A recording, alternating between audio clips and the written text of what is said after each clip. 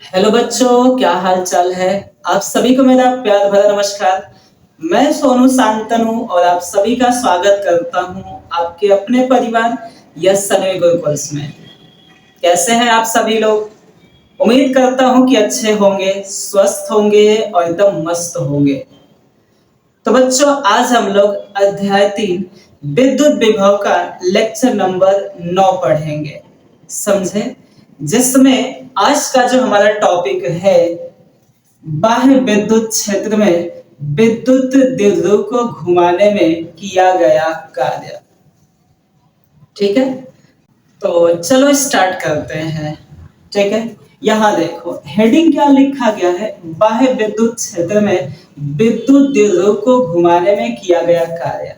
यानी कि हमको एक बाह्य विद्युत क्षेत्र लेना पड़ेगा, समझे, और उसमें विद्युत द्विध्रुव को घुमाना है और घुमाने पे जो कार्य करना पड़ेगा वही सूत्र की उत्पत्ति करनी है। ठीक है ना। तो यहाँ देखो, सबसे पहले हम एक विद्युत क्षेत्र ले लेते हैं। तो यहाँ देख सकते हो, मान लेते हैं कि ये हमारा एक विद्युत क्षेत्र है। ठीक है, देख सकते हो ये एक विद्युत क्षेत्र है। इसको हम नाम दे देते हैं ई। विद्युत क्षेत्र को किससे लिख देते हैं, ई से। ठीक है, कोई दिक्कत है। अच्छा, इस बाह्य विद्युत क्षेत्र में एक विद्युत द्विध्रुव ले लेते हैं और उसको थीटा कोण पे रख देते हैं। तो यहां देखो, ये मैं एक विद्युत द्विध्रुव ले रहा हूं, इसको थीटा कोण पे रख दे रहा हूं।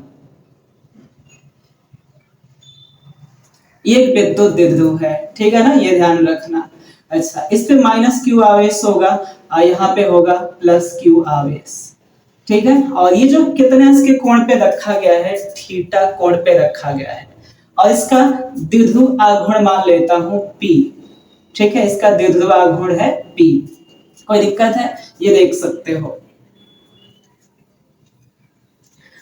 अच्छा, तो चलो इसके बारे में थोड़ा लिख देते हैं। इसमें हमने सबसे पहले एक विद्युत क्षेत्र लिया और इसमें एक विद्युत द्विध्रुव को थीटा कोण पे रख दिया।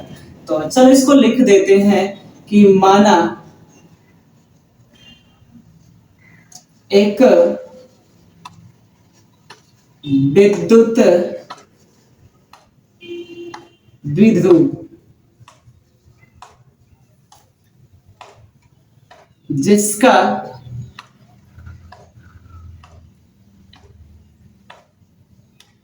द्विध्रुव आघूर्ण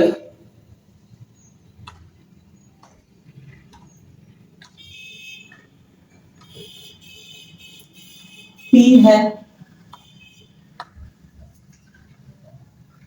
को एक बाह्य विद्युत क्षेत्र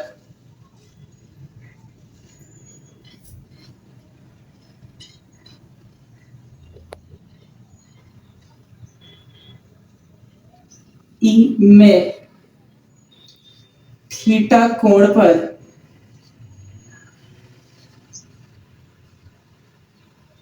रखा गया है।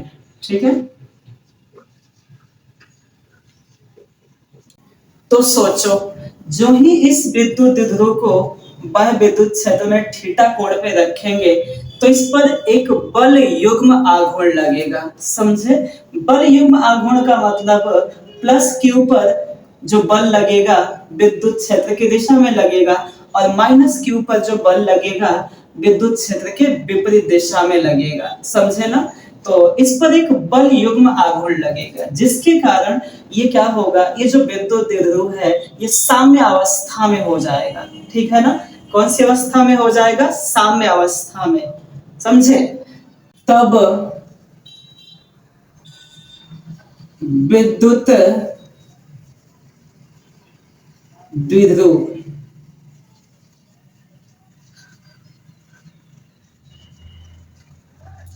पर कार्यरत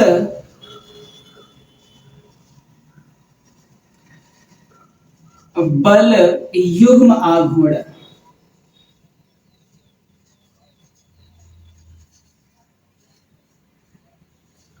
चूंकि बल आघूर्ण को हम टाउ से लिखते हैं, तो टाउ बराबर हो जाएगा पीई साइन थीटा, ठीक है ना। पीई साइन थीटा ये सूत्र होता है, ध्यान रखना। ये समीकरण नंबर इसको हम 1 मान लेते हैं। अब हम इस विद्युत द्विध्रुव को डी थीटा कोण विस्थापित करना चाहते हैं, समझे। कितना कोण? डी थीटा कोण विस्थापित करना चाहते हैं। तो जब डी थीटा कोण विस्थापित करना चाहेंगे तो एक कार्य करना पड़ेगा, समझे। क्योंकि डी थीटा छोटा सा कोण होता है, तो यहाँ पे जो कार्य भी होगा छोटा सा ही होगा, यानी कि कार्य अल्प ही होगा, ठीक है ना। तो यहाँ देखो, विद्युत द्विध्रुव को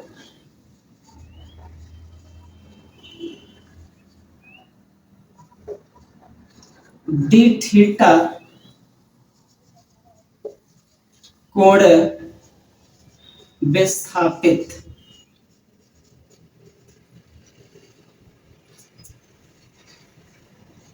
करने पर किया गया अल्प कार्य, ठीक है। तो देखो, अल्प कार्य को हम किससे लिख देते हैं? क्योंकि कार्य को हम लोग डब्ल्यू से लिखते हैं, अल्प कार्य है तो यहाँ डी डब्ल्यू लिख देंगे, ठीक है। अच्छा, देखो यहाँ पे चूंकि यहाँ विस्थापन जो है कोण के रूप में हो रहा है, तो यहाँ पे कार्य का फार्मूला होगा बल आघूर्ण गुणे कोणीय विस्थापन, ठीक है ना। तो यहाँ देखो, बल आघूर्ण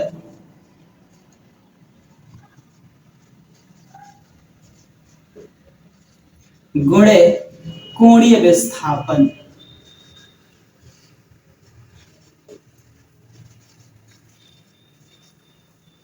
अच्छा यहाँ देखो डी डब्ल्यू लिख दिया मैंने। बल आघूर्ण को हम टाउ से लिखते हैं और कोणीय विस्थापन कितना विस्थापित किया गया है? डी थीटा, समझे। ये समीकरण नंबर 2 हो जाएगा। अब हम इस समीकरण 1 और 2 को हल कर देते हैं, तो समीकरण 1 व 2 से 1 और 2 को हल करें तो बताओ क्या हो जाएगा? डी डब्ल्यू बराबर टाउ के जगह पे रख देते हैं पीई साइन थीटा, और ये डी थीटा उत्तर जाएगा, ठीक है ना। इसको समीकरण नंबर 3 बना देते हैं। कोई दिक्कत है तो बताओ जल्दी से। अब हम मान लेते हैं कि जो द्विध्रुव था थीटा 1 कोण पे था और इसको थीटा 2 कोण तक घुमाया जा रहा है, समझे। तो यहां देखोगे, मान लेते हैं कि थीटा 1 कोण पर स्थित था, ठीक है ना। इसको थीटा 2 कोण तक घुमाया जा रहा है, समझे। देखो यहां ध्यान से देखना इस फिगर को, ये देखोगे, यहां देखो, मान लो ये पहले थीटा 1 कोण पर था, ठीक है, और बाद में ये थीटा 2 कोण तक घुमाया गया है, ठीक है ना। थीटा 2 कोण तक घुमाया गया है, समझे। तो यहां देखो, विद्युत द्विध्रुव को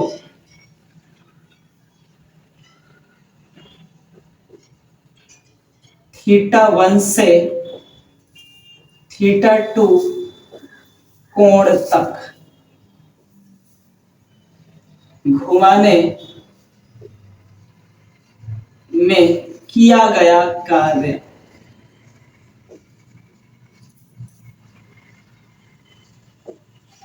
तो यहां देखो, यानी कि अब हमको पूरा कार्य निकालना है, समझे ना। तो यहाँ पे कितना हो जाएगा? ये डी डब्ल्यू के जगह पे हम क्या कर देंगे? डब्ल्यू लिख देंगे, ठीक है। अच्छा, डी डब्ल्यू बराबर यहाँ क्या हो जाएगा? जब देखो, जब भी संपूर्ण कार्य निकालना होगा तो समाकलन कर दिया जाता है, तो इसका हम समाकलन करेंगे। कितना दिया है?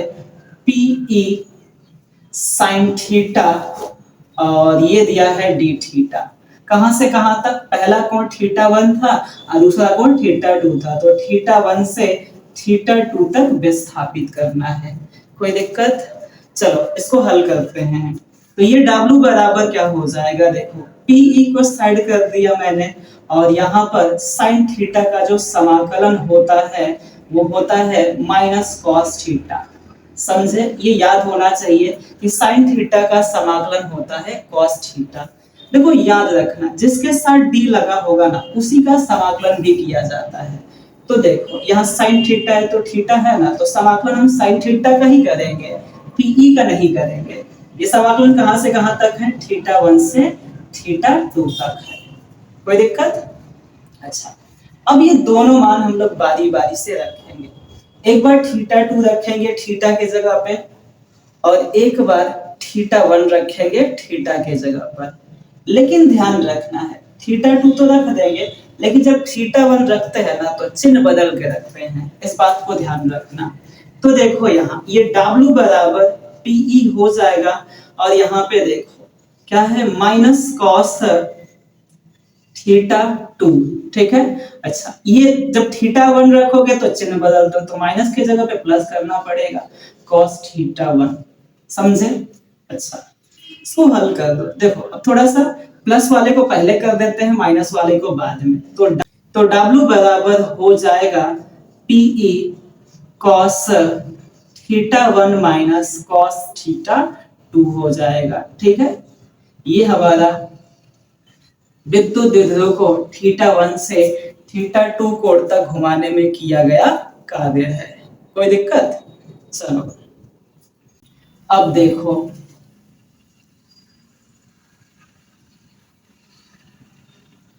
अब मैं मान लेता हूं कि जो विद्युत द्विध्रुव है ना अस्थाई साम्य अवस्था में है, समझे? अब अस्थाई साम्य अवस्था से थीटा कोण तक घुमाया जा रहा है, तो पहला जो कोण होगा थीटा 1 0 हो जाएगा, क्योंकि अस्थाई साम्य अवस्था का मतलब है कि विद्युत द्विध्रुव विद्युत क्षेत्र के दिशा में होगा। इसका मतलब पहला कोण यानी कि जो थीटा 1 होगा वो 0 होगा, और थीटा 2 को हम थीटा मान लेते हैं, समझे ना? विद्युत द्विध्रुव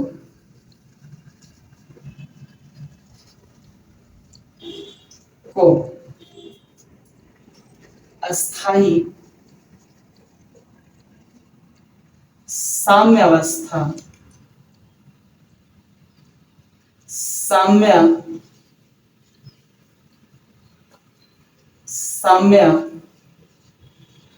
अवस्था यानी थीटा 1 बराबर 0 हो जाएगा, ठीक है। से थीटा 2 बराबर थीटा मान लेते हैं तक घुमाने में किया गया कार्य,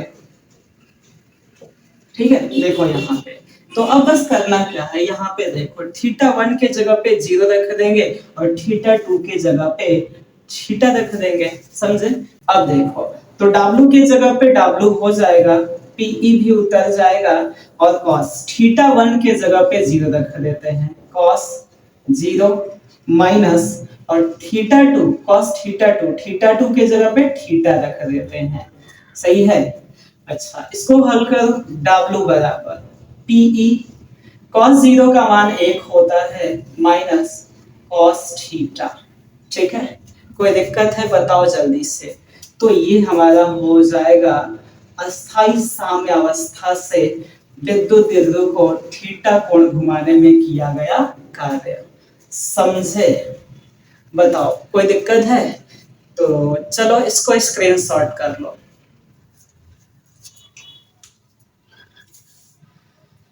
समझ में आ रहा है ना? तो चलो इसमें कुछ आगे देखते हैं। अब इसमें कुछ विशेष स्थिति के बारे में पढ़ेंगे, ठीक है ना। यहाँ पे हम लोग कार्य का फार्मूला पढ़े, W बराबर PE cos theta 1 minus cos theta 2, समझे? तो यहाँ देखो विशेष स्थिति की बात करेंगे, तो यहाँ पे जो पहली स्थिति है, पहली स्थिति यहाँ पे ध्यान रखना, जब विद्युत द्विध्रुव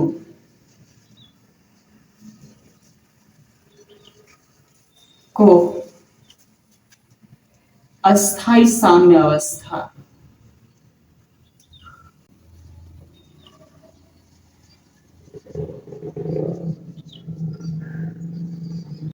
यानी थीटा वन बराबर 0, ठीक है, से थीटा टू बराबर 90 डिग्री तक घुमाया जाता है, ठीक है। यहाँ देखो, यहाँ क्या बताया जा रहा है कि इस बार जो विद्युत द्विध्रुव है ना, उसको अस्थाई साम्य अवस्था से 90 डिग्री घुमाएंगे। तो यहाँ देखो, इसका मतलब थीटा वन की जगह पे 0 रख देना है और थीटा टू की जगह पे 90 रख देना है। W बराबर PE cos theta one minus cos theta two, समझे। अब यहाँ पे बस थीटा वन के जगह पे 0 रख दो और थीटा टू के जगह पे 90। तो W लिख दिया मैंने, पीई लिख दिया और कॉस थीटा वन के जगह पे 0 माइनस कॉस थीटा टू के जगह पे 90, ठीक है। कोई दिक्कत है तो बताओ जल्दी से। यहाँ पे हल करेंगे तो W बराबर पीई cos 0 का मान 1 होता है और cos 90 का मान 0 होता है। जब इसको हल करेंगे तो W बराबर पीई हो जाएगा। कोई दिक्कत है क्या? देखो, यानी कि जब विद्युत द्विध्रुव को अस्थाई साम्य अवस्था से 90 डिग्री तक घुमाया जाएगा तो उसके लिए फार्मूला इस्तेमाल करेंगे W बराबर पीई। क्योंकि इस फार्मूले का भी इस्तेमाल कर सकेंगे लेकिन इतना हल करना पड़ेगा, नहीं तो अगर पता है तो डायरेक्ट हम लोग रख सकते हैं कि W बराबर पीई। कोई दिक्कत है? चलो आगे देखते हैं। अब हम इसके दूसरे स्थिति की बात करेंगे तो यहां देखो दूसरा स्थिति क्या है। जब विद्युत द्विध्रुव को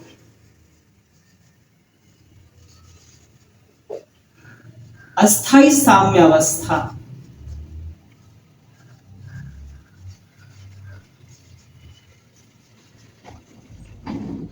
यानी थीटा वन बराबर 0, ठीक है, से अस्थाई साम्य अवस्था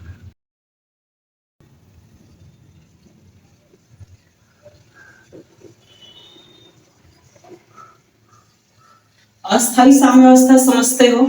जब विद्युत द्विध्रुव 180 अंश के कोण पे हो जाएगा, यानी विद्युत क्षेत्र से 180 अंश के कोण पे हो जाएगा, यानी कि विद्युत क्षेत्र के विपरीत दिशा में हो जाएगा। तो यहाँ हो जाएगा थीटा टू बराबर 180, ठीक है, तक घुमाया जाता है।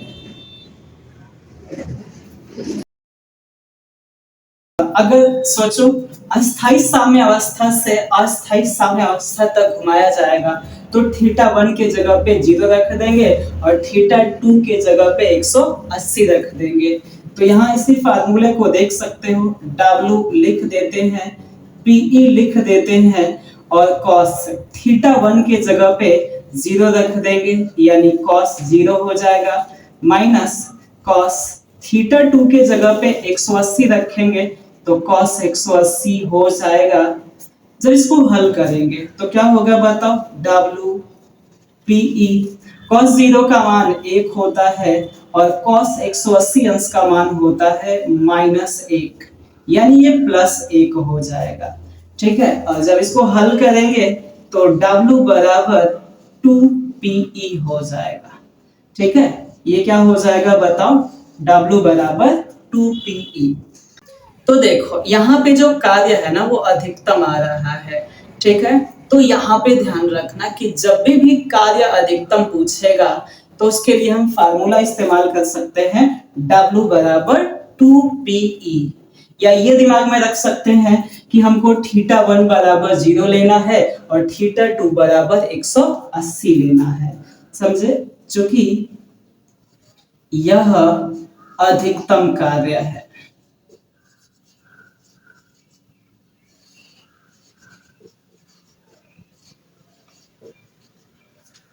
कोई डाउट है क्या? बता दो जल्दी से।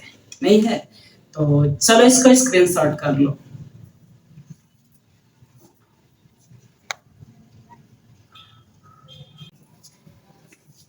ठीक है, समझ में आया? तो चलो आज के लिए बस इतना ही, मिलते हैं अगले क्लास में।